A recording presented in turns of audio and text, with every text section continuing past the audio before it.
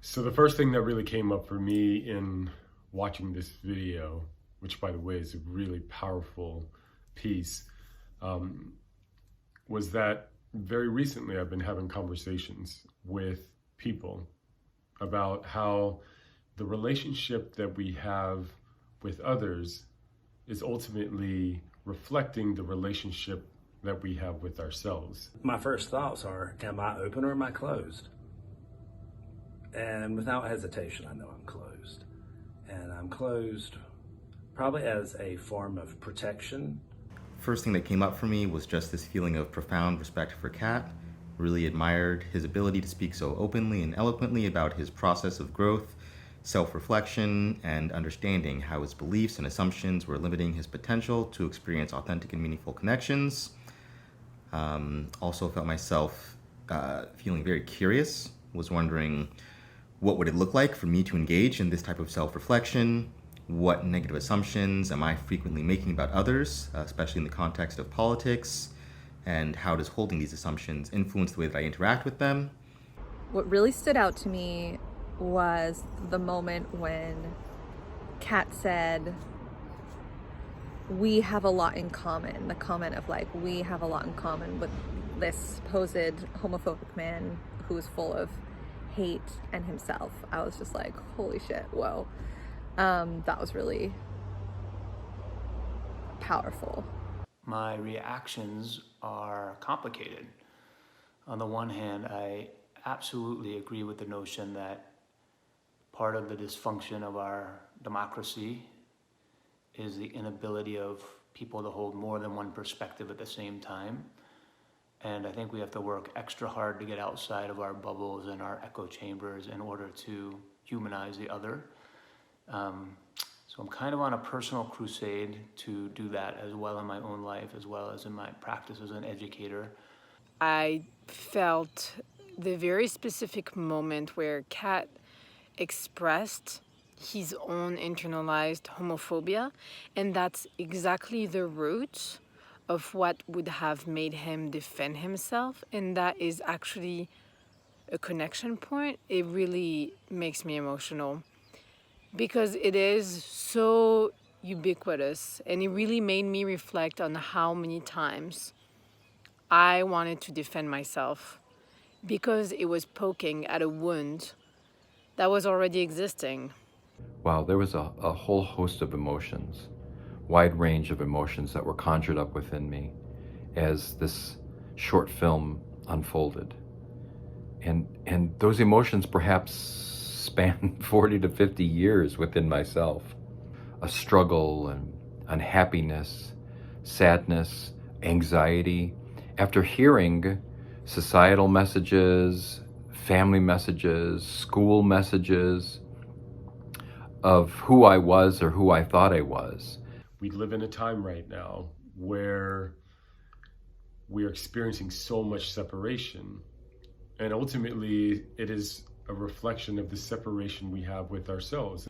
And so when he shared, can you be in the hatred with me? And I can relate to that. That took it to another level. And I won't lie, I definitely felt like it's out of my range. To create a safe space for someone to have their experience feels that it's something that I felt inspired by in this video. It just makes me mad. It makes me mad. It makes me mad. If we're going to put two sides, liberal versus Republican, I'm definitely a liberal. Was I Republican once? I was. Growing up Republican, I was an aspiring intern for Senator Jesse Helms. And just realized that I had no place at the table with that party. You know, they looked at me as a second-rate citizen. Then kind of on a more visceral level, as a gay man, when you held up the shirt that said straight pride, I felt a little ill because it signified to me that there's still a significant portion of this country and of this world that feels that people like I are less than human. So again, a wide range of emotions from sadness and perhaps despair to feeling hopeful and moving toward joy. And so it's just super fascinating to me to hear this conversation that you're having about basically having these sensitivities and these insecurities and how you would fight against or push against external things, and then shifting that within yourself and just, yeah, what's possible externally. Also found myself feeling really anxious. I'm camera shy, especially on video, and found myself wondering, am I capable of identifying my feelings and then sharing them in an articulate way on camera? So that's why I've been reading from my notes, and I hope this is helpful. Great job, guys.